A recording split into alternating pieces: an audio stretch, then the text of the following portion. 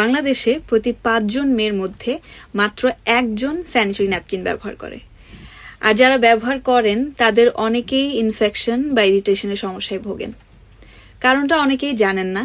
কারণটা অনেক সময় হয়ে দাঁড়ায় সেন্টেড বা সুগন্ধিযুক্ত স্যানিটারি ন্যাপকিন ব্যবহারের জন্য। আমাদের ভ্যাজাইনা একটা অসাধারণ অঙ্গ। এটা নিজেই নিজেকে পরিষ্কার রাখে প্রাকৃতিকভাবে ভালো ব্যাকটেরিয়া আর অ্যাসিডিক পিএইচ দিয়ে, এবং এই ব্যাকটেরিয়াগুলো নিজেই ইনফেকশন প্রতিরোধ করে।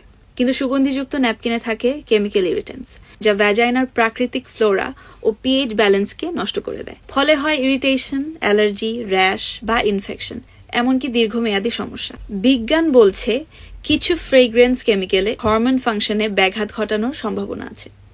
সব গবেষণা এখনো শেষ হয়নি, তবে চিকিৎসকদের উদ্বেগ বাড়ছে, কারণ এই কেমিক্যালগুলো দীর্ঘমেয়াদে আরো বড় স্বাস্থ্য ঝুঁকি তৈরি করতে পারে।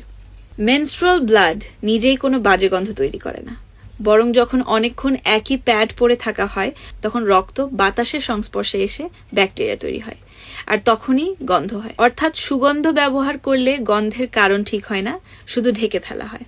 চিকিৎসকেরা পরামর্শ দেন প্রতি 4 থেকে 6 ঘন্টায় প্যাড বদলান, বাইরের অংশটুকু শুধু পরিষ্কার পানি দিয়ে ধুয়ে ফেলুন, কটনের ঢিলে ঢালা অন্তর্বাস পরুন, কোনো সুগন্ধযুক্ত প্রোডাক্ট ব্যবহার না করাই ভালো।